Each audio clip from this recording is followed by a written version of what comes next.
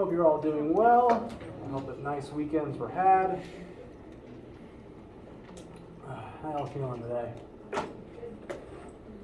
Okay, goods and shrugs.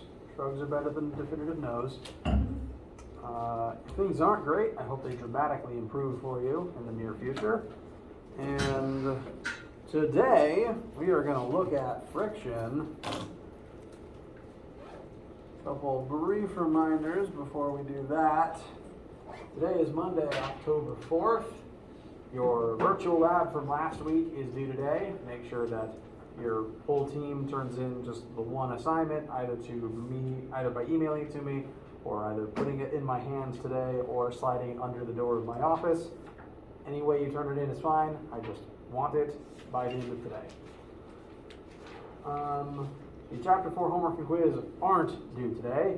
I haven't actually gone into WebAssign and changed that yet, but they are not due today, because today we are going to be learning about friction, and Wednesday we are going to be applying friction and making sure everyone feels okay with it before the assignment is actually due. Normal lab this week, you report to your normal lab day, or if you're going to a different one, refer to your emails. Do you have a question?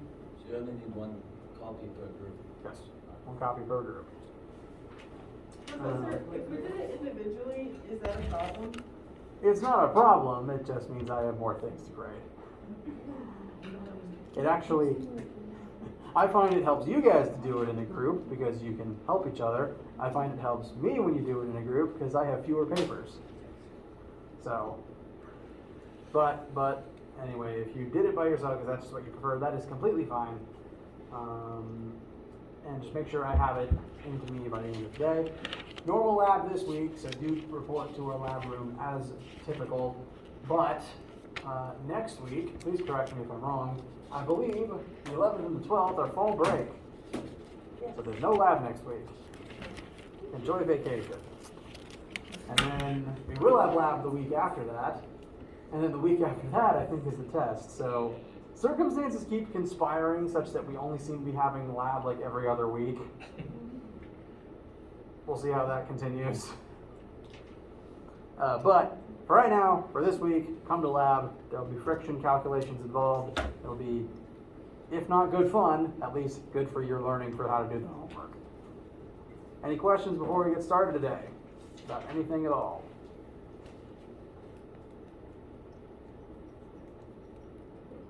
All right. Please feel free to ask absolutely any question at absolutely any time. Where is my cursor? Where's my physical mouse?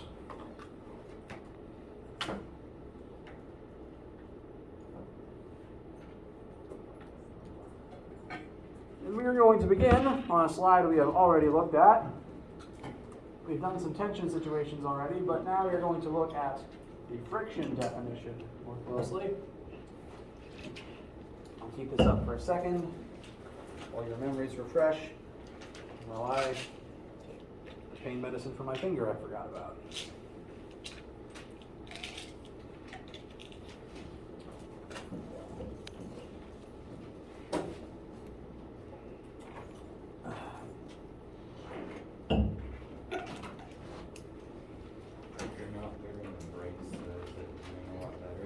It is doing better, according to all of the medical professionals who have looked at it. The stitches are out, and I'm allowed to move it. It just feels weird. And the wound is closing shorter than I'd like, which is to say, the wound isn't closed yet. Sorry, no. It's closed. It's just still here. And I would have rather it been gone, you know, the moment I made the mistake.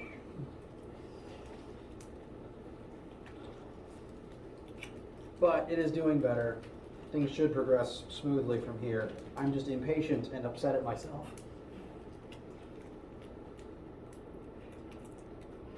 And I've never had a wound like this, so this is all new territory for me.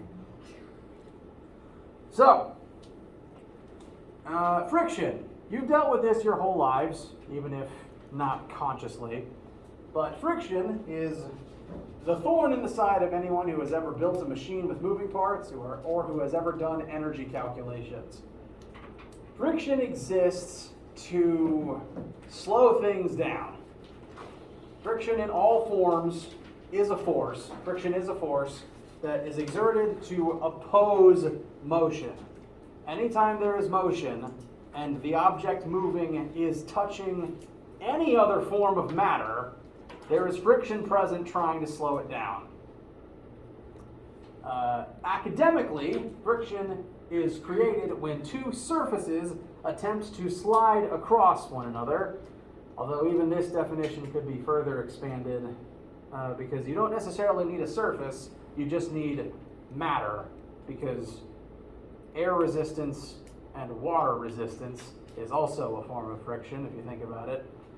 But for the sake of this class and all of our calculations, we're going to look at friction only when two surfaces are interacting with one another, which is to say when two objects have some face touching one another.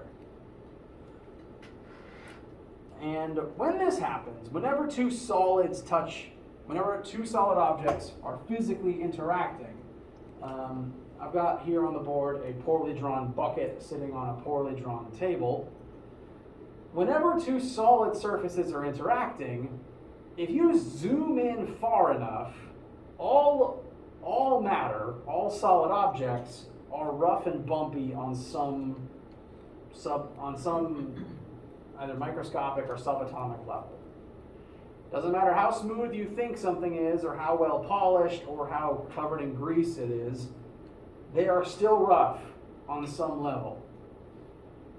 Even if you try to get it as smooth as macroscopically possible, if you've done much in the way of atomic physics or chemistry, you're aware that most matter is made of empty space.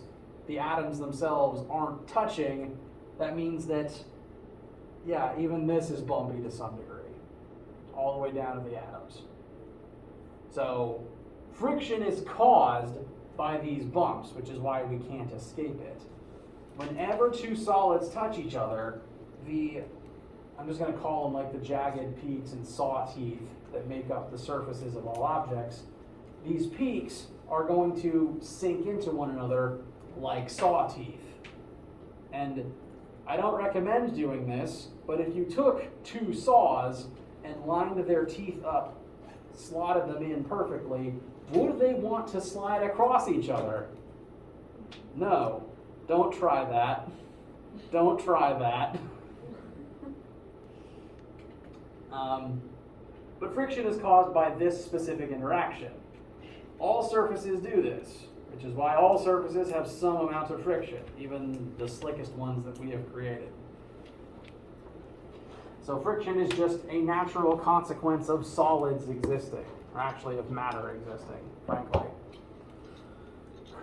And once those two objects are touching, and once the saw teeth of their surfaces have locked into each other, friction exists to try to stop those objects from sliding across one another, trying to stop those saw teeth from tearing and ripping free. Turns out motion is slightly more violent than anyone realized. But this is also why sandpaper wears things down over time. You're literally scraping pieces away. Technically, even doing this, you're scraping pieces of your skin away. So, friction slows everything down. It is caused by this, and this is the most elementary formula for the force of friction. It's written here with mostly words. We're going to define each term. I've got it rewritten here using shorthand variables instead. Force of friction is equal to normal force times the coefficient of friction.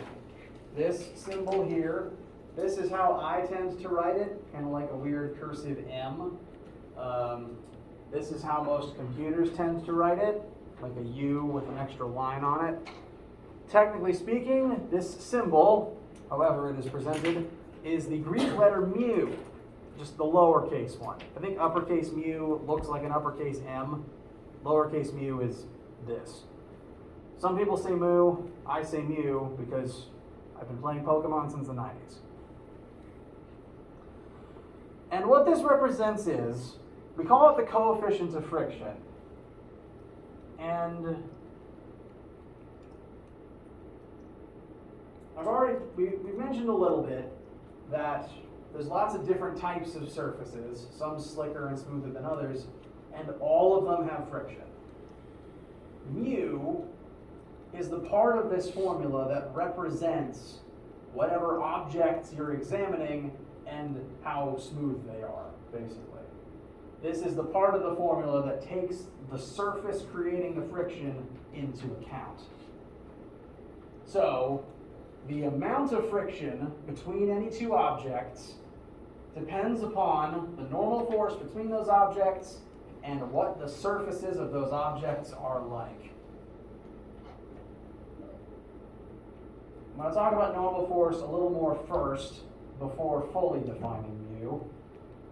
The normal force present affects friction because, looking back at the saw teeth here, normal force represents the force between the two surfaces, how hard the two surfaces are pressing into each other. If the bucket presses down into the surface will press up into the bucket.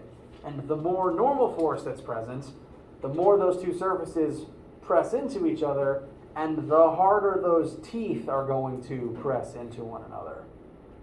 Thus increasing friction, because well, now they're dug in and they really don't want to move. This is most easily comparable to if you've ever just tried to shove a heavy object across the floor. It's not easy. It's not directly because the object is heavy, it's because that object has a lot of normal force between it and the surface it's on. Technically the mass doesn't matter, but the mass is affected by the normal force is affected by the mass. On the other hand, if normal force is greater, friction will be greater. It's generally hard to push an object that has a lot of normal force between it and the floor. It's easier to push an object that has less normal force. Within your life, you might be able to, I ask you to wander through your memories for a moment and attempt to recall a moment where you might have been trying to move a heavy object. You're pushing, but it's just not sliding. Maybe you thought to try to lift it slightly off the floor, maybe not enough force to actually get it off the ground, but you're lifting upwards just a little bit, and then it's easier to push. Does that sound familiar to anyone? A lot of nodding, very good. That is because when you lift upwards like that, you are reducing the normal force from the floor. And normal force shrinks, force of friction shrinks. So, that's why normal force is in this formula, as opposed to, say, weight. We're frequently going to plug in an object's weight here, because on a flat surface, usually normal force will be equal to weight, but that won't always be the case. Now for mu. Mu represents the objects involved. Like, rather, the surfaces of the objects involved and what they're made of. And academically, mu... Oh, nope, that one's not on this slide. Come on. Academically, mu is a coefficient that represents a ratio comparing the amount of friction present between two surfaces to the amount of normal force present between two surfaces. And since smoother surfaces tends to have less friction, smoother surfaces will simply have a smaller mu, regardless of the normal force or the mass, any other facet of the object. So for example, most computer mice, are designed to slide pretty easily across a desk. You want this to slide easy. So if I was to put this mouse on this desk, we would hope that the coefficient of friction between these two objects is very small, so that it is easy to slide. Less of the normal force would become friction. However, there's other surfaces like the rubber of the soles of your shoes, that are designed to have more friction because you don't want them to slide. Most of your calculators probably have rubber nubs on them somewhere so that your calculator doesn't slide away. Your phone cases probably have the same type of thing on them. And these surfaces, if you were to put that object on the table, would be harder to push around because more of the normal force would become friction. It would have a higher coefficient of friction.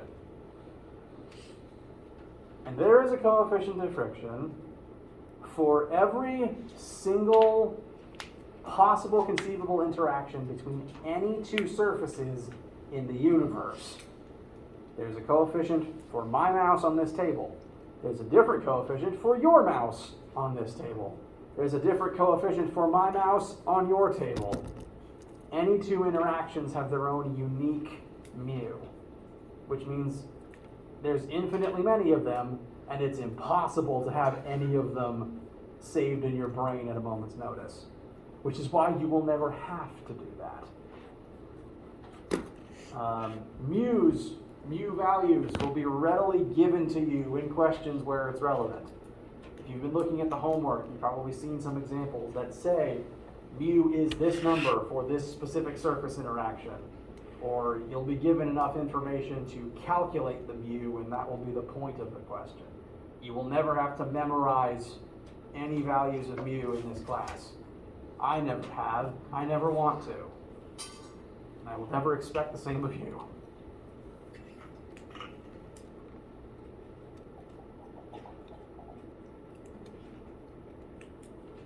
Excuse me. Now, when I say that mu is a ratio of normal force to friction, I mean that literally. Because if you take this formula and solve it for mu, you will get mu equals friction over normal force. It's literally a fraction representing the two for a specific interaction. Because we find mu by dividing a force by a force, by dividing newtons by newtons, mu has no unit. The newtons canceled out, and the unit is now gone. So all mu's, to kind of give you a sense of scale when you are finding answers for homework, all mu's have no unit attached. It's just a number. And all mu's, the actual number value that you would find or use, it's always a decimal value between 0 and 1. This is because the lowest value that friction can be is 0. You can't have negative friction that we know of. So if the lowest value of friction is 0, then the lowest value of mu would be 0. Can't be any lower. On the other hand, friction can never be stronger than the normal force that is creating it. Therefore, the highest that mu could be is 1. Because if friction is as strong as normal force, you'd be dividing the same number by itself, and it would just equal 1. So it will always be some decimal value between those two numbers. And technically, it should never be negative, because, again, anti-friction doesn't exist. Yes? Is it possible that friction will cause the total force of a system or anything to equal to 0, causing everything to basically cancel out? Yes. Okay. Friction wants to cause everything to add up to 0 and cancel out and for motion to stop. Yes? If the coefficient of friction is 1, does that mean that the normal force and the force of friction are equal? Correct. Which very rarely happens. That would be like the worst case scenario for like the most friction creating surfaces. And there might be some situations where if you worked it the wrong way, you might find a mu greater than 1. But what that means is there's some other force present slowing things down besides friction. And the math would need further examining. Friction by itself, mu should never be bigger than 1. There's some surfaces, like adhesives, that are designed to stick harder than friction would. So sometimes that's where that comes from.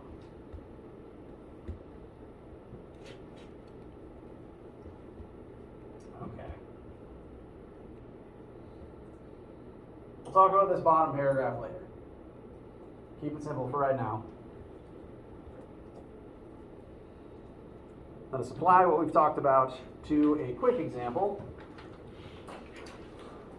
You're going to push a 250 kilogram block horizontally across the flat ground on planet Earth. And for friction questions, since friction questions are force questions, and because there's going to be a lot of different forces pointing in different directions, if a problem involves friction, I always recommend create picture as one of your first courses of action. So, we have our box with mass of 250 kilograms. We are applying a 1,000 Newton force to that box. And just as we apply 1,000 newtons, maybe just a slight a bit more, that's when the box just begins moving. With that information, what must the maximum force of friction in this situation be?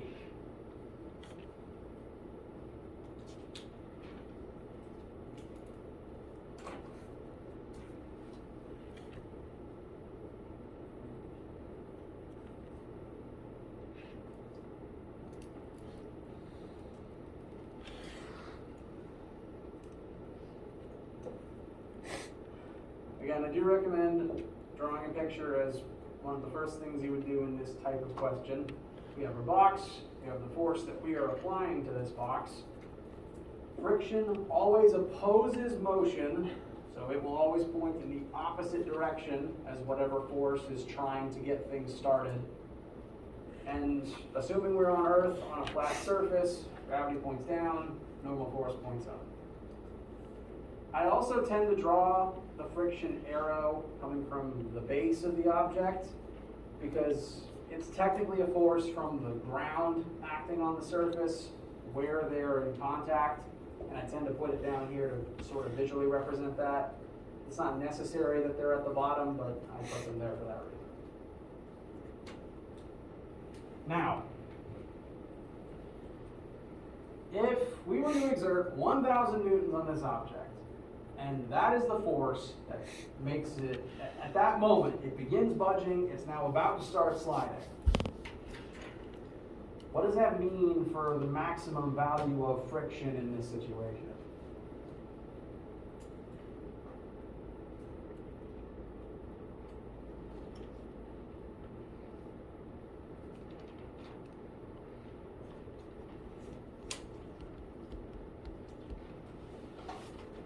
Keep your thoughts bubbling. I'm going to put some math on the board for you guys as you're pondering that. We have a lot of forces here. We want the object to move in the x-axis. Our applied force and friction are in the x-axis, so we're going to look at Newton's second law using horizontal variables only. Net force, forces added together. We have our applied force in the x-axis. We also have the force of friction in the x-axis. That's going to need to add up to mass, which actually is a known number, 250 times A.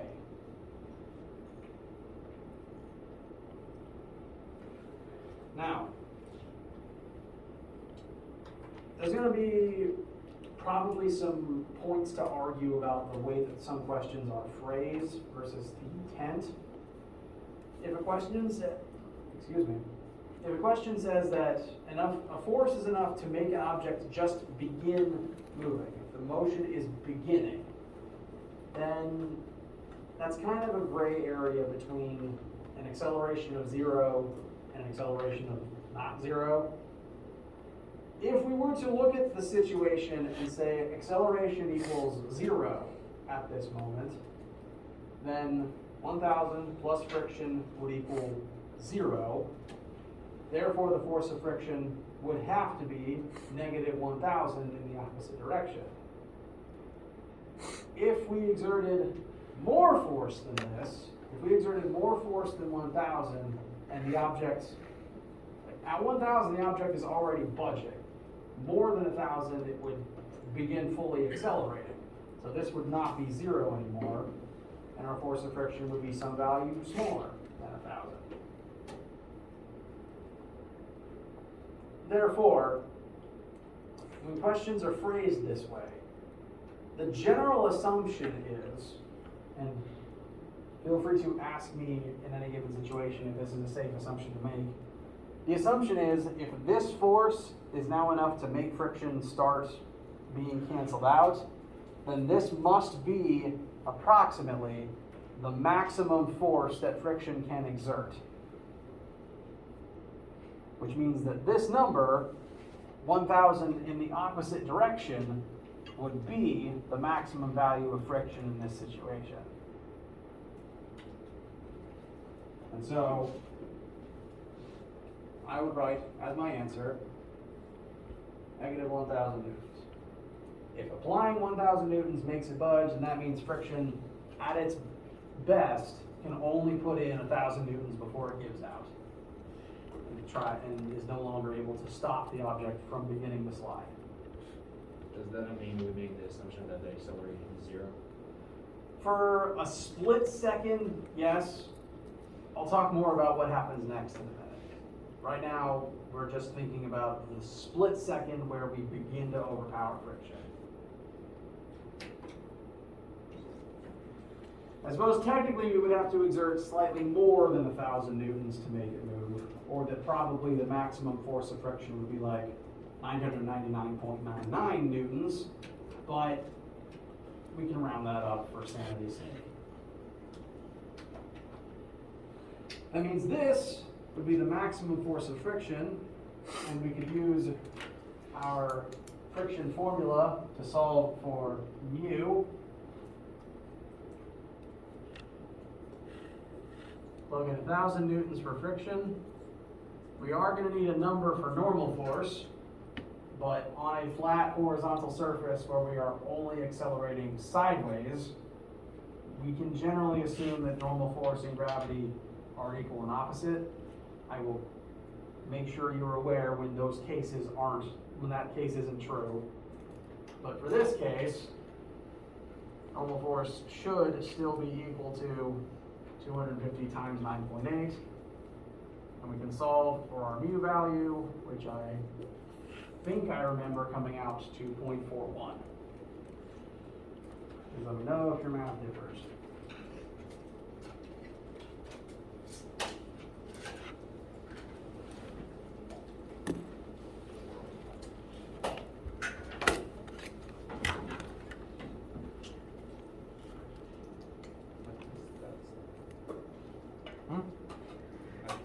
Oh, sorry. Yeah, no. The screen is not kind to you. I apologize. 1,000 equals 250 times 9.8 times mu. This represents the force of gravity that normal force should be equal to. Solve for mu. Does anyone disagree with 0.41? All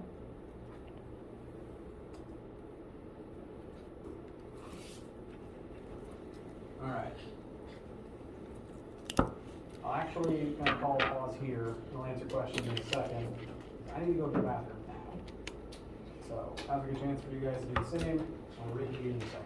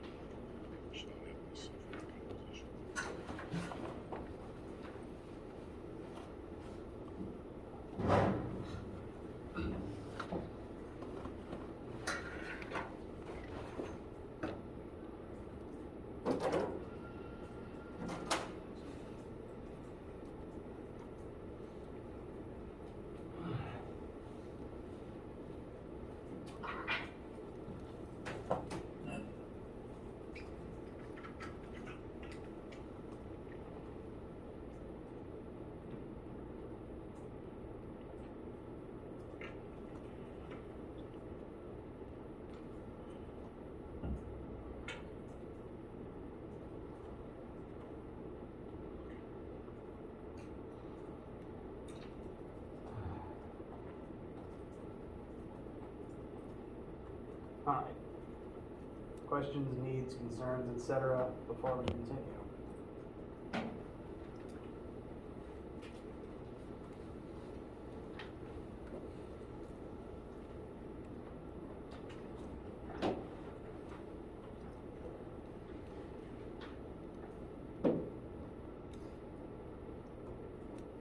George, did you have a question? Yeah, I was just gonna ask about force of friction was minus 1,000, so we don't account for that minus? Good question. You're talking about up here? Yeah. Very good question. So, this formula is kind of weird in that it involves two axes at the same time. Because, at least with the way that we drew this picture, friction would be in the x-axis and normal force would be in the y. Even if we just plug in the value of gravity here, that's still two different axes. And so, in higher level math circles, this is technically a weird two-axis type form of multiplication. In my majors physics classes, we would differentiate between cross product and dot product. If that sounds familiar to you guys. And ultimately, because the axes are different, this formula doesn't really care about the direction in those axes. It could even be that there's technically supposed to be an absolute value somewhere in there that I'm not remembering off the top of my head. But because of the dual axis nature, the direction within each axis doesn't matter. If you want, it would totally be acceptable to put an absolute value around mu, if that would help you. Or maybe around the whole thing. At the very least, the way that I do it and the way that most of the answers will proceed from here, even in WebAssign, the u's will always come out positive, regardless of whether or not this force is in the negative direction.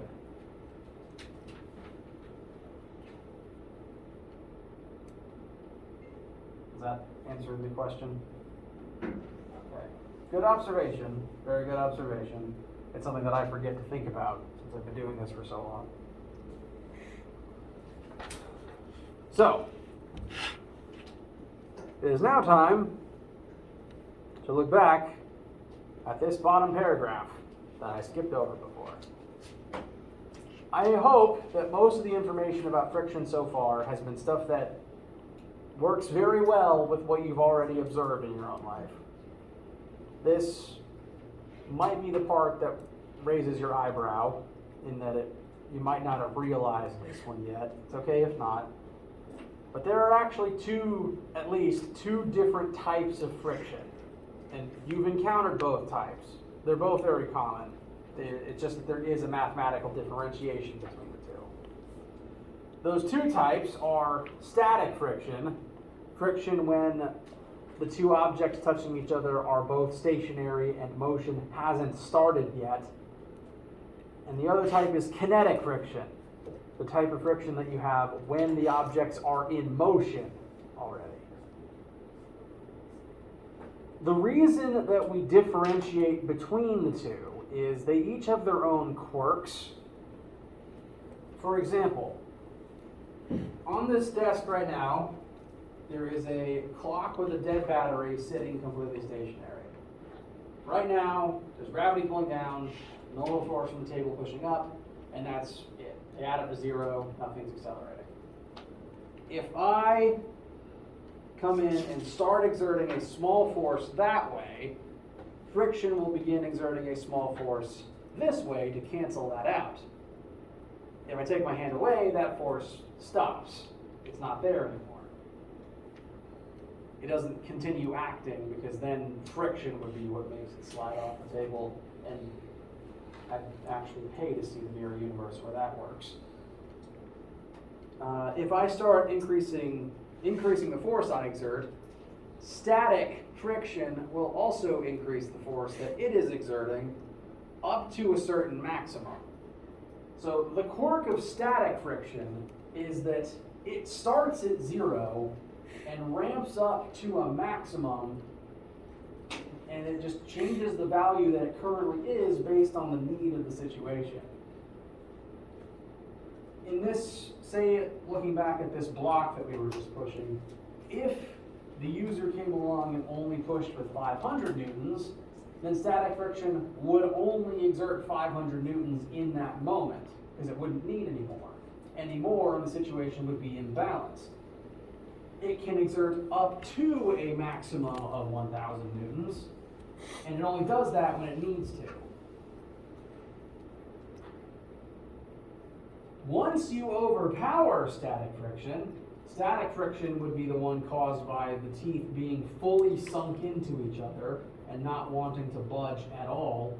Once you overpower static friction and get the object to begin moving, that means that you would have to cause the teeth to maybe break and slide out of each other, and as long as you keep the objects moving, the teeth wouldn't have time to fully sink in again. They would just glide across the surface. So kinetic friction, whereas static friction increases from 0 to a maximum, and you have to overpower the maximum to make it move, kinetic friction is constant the entire time as long as the objects are still in motion. You have to keep the object moving for kinetic friction to be the type that you're dealing with. And because the teeth don't have time to sink in and they're just gliding across the tops of each other, kinetic friction is always weaker than static friction. I want you to think back again to that moment where you might have been trying to push a heavy object across the floor. You push and you push and you push and you exert just enough force to make it budge, and then as long as you keep it moving, it's easier to keep it moving than it was to get it to move in the first place. Does that sound familiar? Once you make it move, you want to keep it there, keep it moving, lest you have to start it again. That's because kinetic is weaker than static. So, again, it's something that you've probably dealt with before, just entirely subconsciously. What this means for the math is there's actually 2 mu's for every single type of surface interaction. There's 2 mu's for this mouse on this desk, there'd be 2 mu's for my shoe on this desk. And again, you don't have to memorize any of them because that's impossible. But there's 2 mu's for each situation, one for static, one for kinetic. And you use the 2 different mu's to find the 2 different types of friction, static or kinetic. And I will make sure they are always as clearly labeled as possible. If it says S anywhere, it's static. If it says K anywhere, it's kinetic.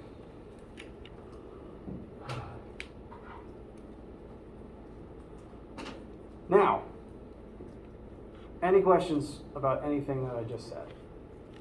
Does the normal force on the static is different from the kinetic? No. As long as it is the same 2 objects pressing into each other with the same amount of force, the normal force should remain unchanged. Okay. I thought like the normal force would change since the teeth does not catch anymore. It would still be the same amount of force, you're just not giving them time to sink into each other. This would be kind of an extreme case, but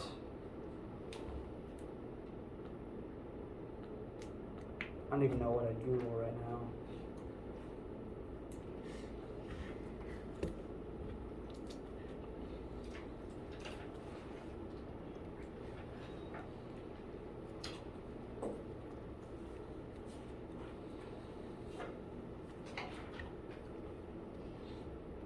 Okay, I cannot find the type of video I'm thinking of, and I think trying to describe it would take too much time. So there's a certain situation I'm going to try to find some footage of for next time. For right now, let's take the situation that we just did some math for, and whoa, my presenter mode is still active. Neat. Whoops. Let's take the situation we've already looked at and expand it somewhat. For this 250 kilogram block that we exerted the 1,000 newtons on, for the friction and the mu that we have already found, would those be static or kinetic?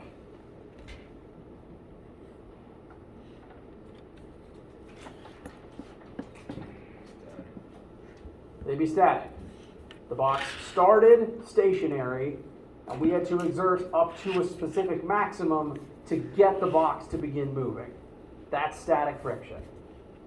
The word static literally means stationary.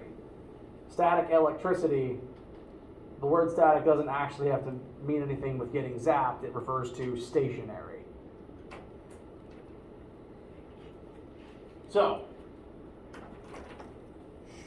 I invite you to go back to where you copied everything we've already done down and add an S next to all the frictions and mu's that we already did.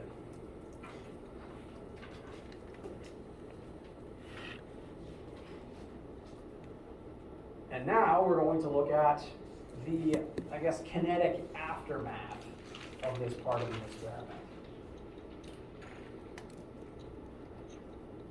Our 1,000 Newton force gets the box to start moving.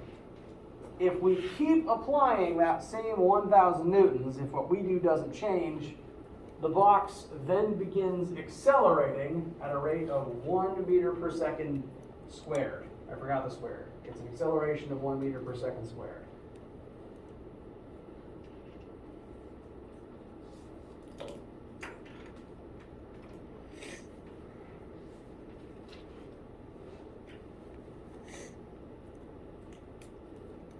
With this information, we can now look back at Newton's second law with the new kinetic information and try to find what the force of kinetic friction must be in this situation. I don't recommend you erase this line. I'm just saving space on the board. To find kinetic friction now, looking at the horizontal forces, we still have our 1,000 newtons in the forward direction and friction in the backwards direction. These must add up to mass times acceleration. Mass is the same, but we now know what the final acceleration after we push is.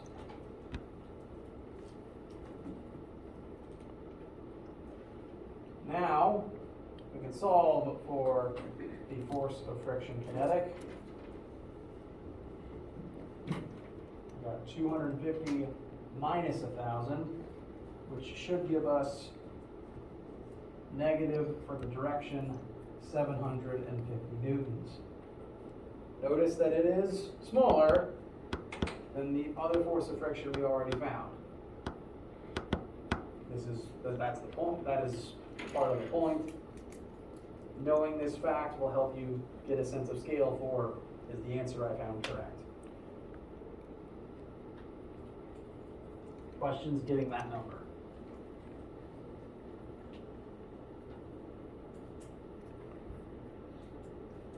Okay. Once we find that number, we can plug that friction into our friction formula instead of the static friction, and that would tell us the mu for kinetic friction instead. So 750 would be 250 times 9.8 times mu k, and I think mu k comes out to about 0.3. Let me know if your math differs. Maybe 0.31 or 0.32. 3.1. Thank you.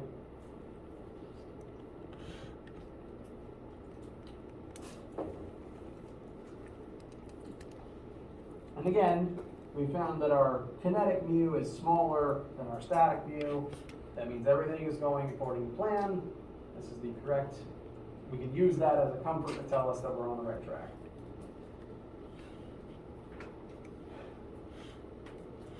Questions about anything at all? Okay. Your lab this week will involve this information. So lab and our remaining lectures this week will be good chances for us to use all this, get a better feel for it. Homework will be due later this week, not tonight, so that we have time to get comfortable with it.